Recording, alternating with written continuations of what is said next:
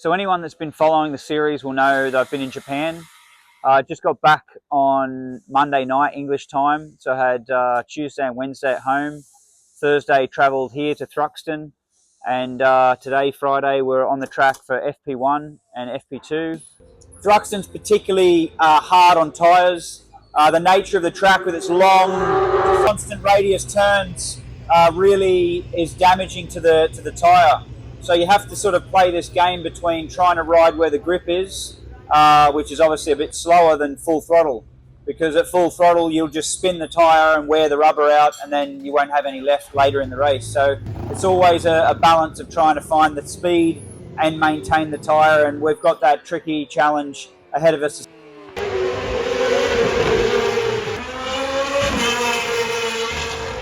So it's quite a luxury now to come back to the UK climate and just enjoy being at a comfortable temperature and just focus on the riding. But I think the big thing that stands out for this track more than all the others is the tyre wear. So it's like it never leaves your mind. You're always wondering, should I push early on and try and make up some positions, or should I be conservative and maybe ride slower earlier so that I've got more tyre later? It's like a chess game. It's really tough to decide. And obviously having a really nice setup on the bike would make obviously a big difference too, but it's still critical to make the best decision during the race.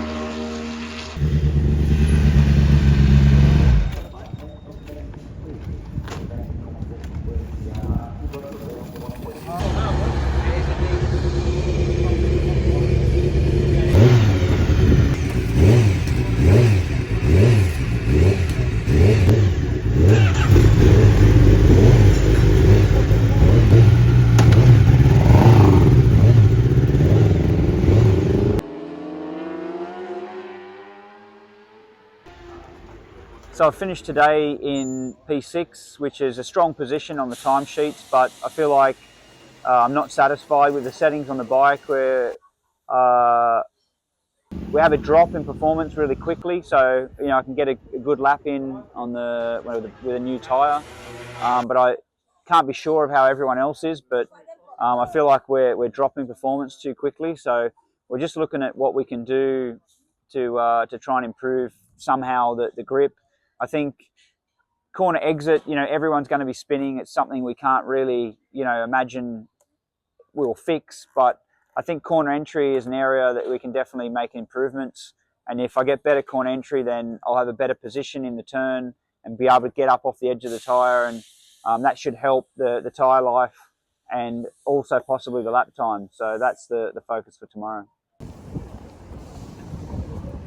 In the past, I would have felt like I was quite a master, let's say, at managing the tyres at Thruxton.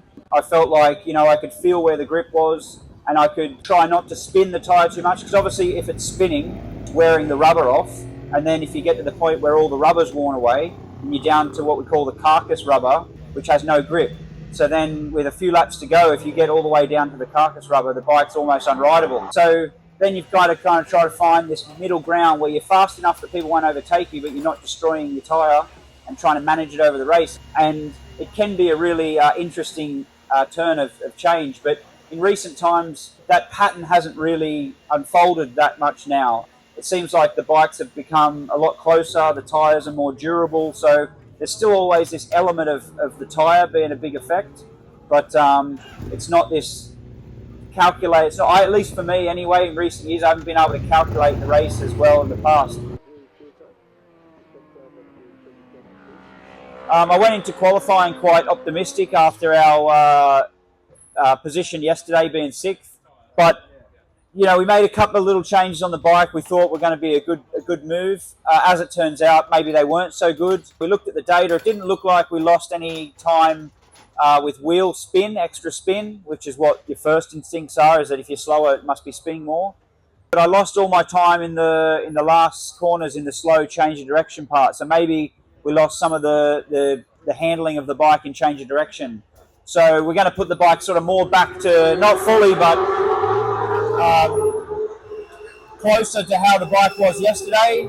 And hopefully it's like a mush up of the best of what the comfort I had yesterday and the better riding position we were searching for today. So we'll have to wait and see how that performs in the race. But the negative point was we were quite a long way down in qualifying 15th. For those that don't know, I've been pretty busy all year, but particularly the last couple of weeks. We left Brands Hatch. Somai, Clarissa, Amy and I went over to Japan and I raced in Suzuka 8-hour. We were running at the time about 6th position and my teammate crashed. So we were out of the results. We finished the race, but back in 30-something position because it took an hour to repair the bike. But we're back here now, Thruxton. Got going straight away. Didn't do too bad yesterday. Ended up 6th in the times. So normally at this point I would hand over to Lee, who actually is here. But I've got a stand-in rider this weekend, all the way from Italy. Or you want Lee to speak first? Okay. Gabriele. Yes. Hi. Hello, everyone. Yeah, good. Usually, our normal procedure during the chat show is to throw out to you guys in the crowd, see if there's any questions, anything you've been wanting to know. Doesn't have to be about Thruxton or BSB even. So throw a hand up if anyone's got a question, and we'll go. One of my favourites around the world is Suzuka that I was actually just at in Japan. It's just a great track. It's during the race we're doing 2 minutes and 8 seconds a lap, so it's quite long compared to any of the laps you do in British circuits. It's quite unique in its like big, long, flowing corners, where traditionally most British tracks are quite more stop-start feeling. So that's sort of like unique. But within the UK and the British Superbike Championship, I actually like here. It's quite a cool track. I haven't had any good results lately, so I'm starting to push this one further away from my favourites. Brands Hatch GP would probably be, if I had to pick a round that's my favourite, to be Brands. What about you, Lee? Yeah, I think we have a race to prepare for this afternoon, so we'll go and get our final preparations done for that one. But please cheer us on. We'll be doing our best to represent everybody, and hopefully we do well.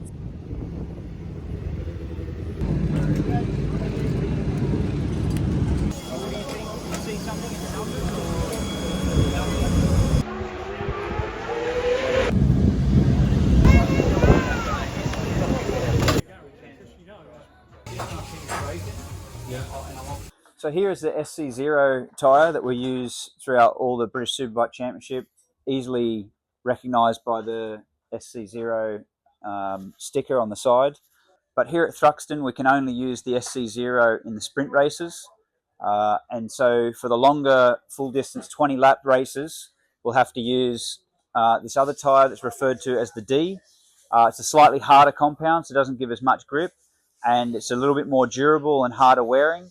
So the idea is it'll maybe not produce the same lap time, but it'll last the longer distance of the race. So the circuit is predominantly turning right. So this is the right-hand side of the tyre. You can see here that the shape of the tyre is worn heavily on this side compared to the more natural original shape of the tyre, which is still evident on this side. So this is my actual tyre from race 1 here, and I did a really conscious effort of trying not to use the tyre too much. I had a pretty bad qualifying position, and I knew early on that I didn't have the pace to push through the pack. So the strategy I went for was to ride really conservative, try not to use too much of the tyre, and have some in reserve at the end of the race. It did work to some degree. I moved forward quite a few places throughout the race and more towards the end, but not to the level I was hoping for. But if you look here, there's these holes that indicate the depth of the rubber that's available to use, and you'll see here in the middle they're still very visible, and where's the other one? The other one here on the very edge is still some material left, but there would normally be another one somewhere here, and it's completely not visible. So I'll move to another place on the tyre where there's others. So again, you can see here where there's still a little bit of rubber on the very edge, but in the driving part of the tyre, it's completely worn through the compound rubber. And not long after that, you would get into the, say, carcass rubber, which is far less grippy and makes it very difficult to continue at a racing pace, let's say.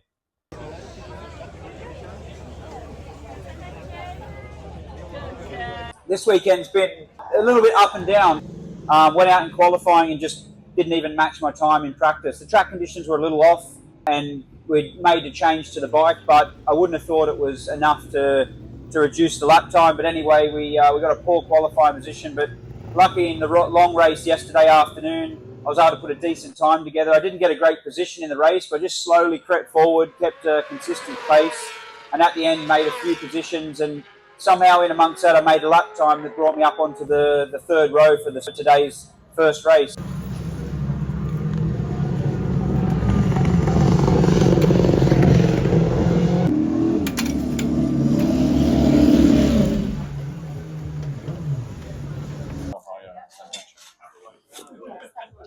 Hello guys, welcome to the pit garage tour. We've got a small group, which is good.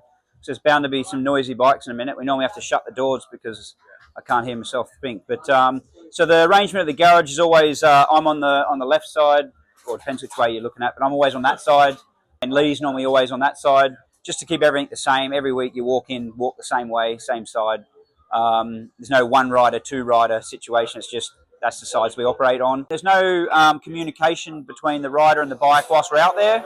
The only time we can communicate or they can get anything from the bike is when we come back into the pit and they physically plug in and download the information. So at that point, there's all sorts of sensors on the bikes. The usual ones like you would imagine, oil pressure, water temperature, all those normal things, but we're also measuring throttle position, brake pressure, suspension movements, tyre temperatures, tyre pressures. So they're constantly evaluating all of those numbers to try and work out, when we, let's say, when we're on the podium, the front forks we're using an average of 55 mil. And today I'm really struggling with the bike, but we're only using 50 mil. So that's like, oh, actually, maybe the bike needs to be a bit further down on the front, because the last time you really enjoyed the bike, that's where it was, and then you'll try those settings and see if that helps or if there's another problem arises. And you're sort of like a process of like you attack the lowest hanging fruit. If the biggest problem that you've got with the bike, you focus on that. And once you've improved that, then another problem becomes the next biggest one. And you slowly improve your lap time and get quicker and quicker and refine the package and you just go problem solving. And the hardest thing for us is every time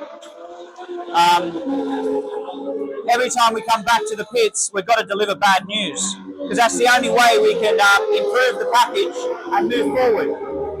If I just focus on all the good things, they won't have anything to work on.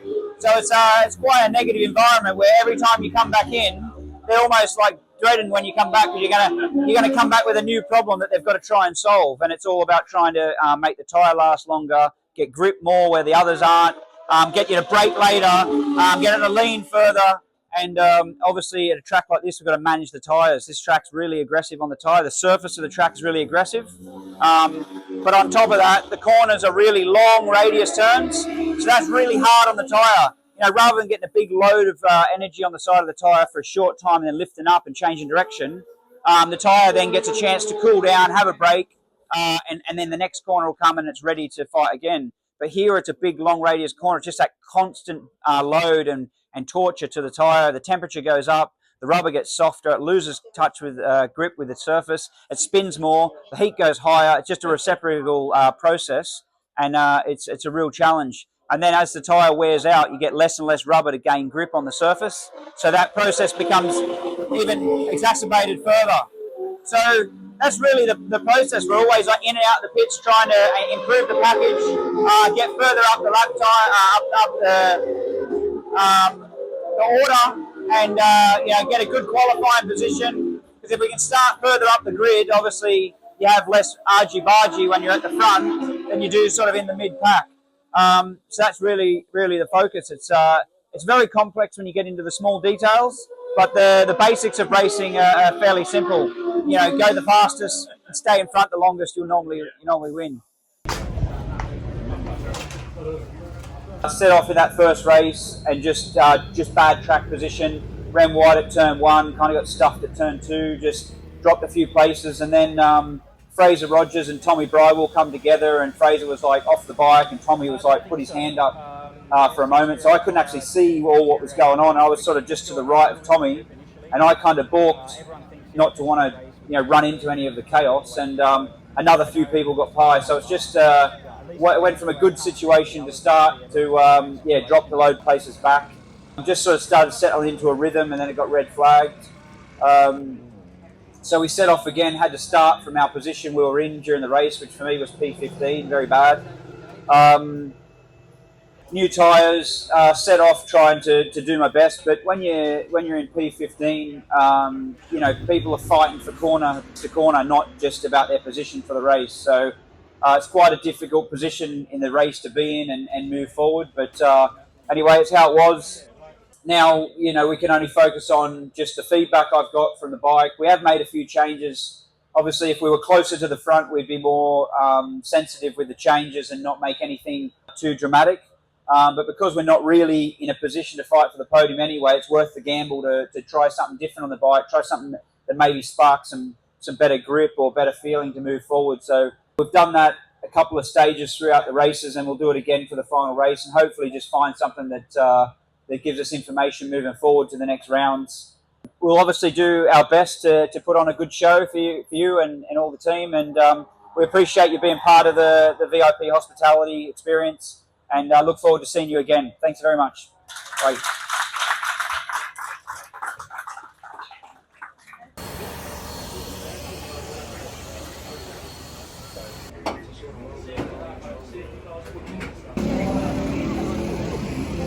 And then finishing out the weekend in the last race, just trying to ride conservative, save the tyre, sort of trying to hang with the group. The whole race was just one long streamline of riders, but I wasn't in a position to attack or overtake. And it wasn't until the last couple of laps that things started to get a bit messy. People were overtaking me, and then I was overtaken back, and ultimately just didn't get a result that we would be satisfied with. So Thruxton always is known to be quite a challenge with tyres. It's something that I've always took pride in being one of the best at managing the tyres, but for whatever reason, the last few years I haven't been able to convert that into the results. And we just have to try and put it behind us and move on to Cadwell and see if we can find better days.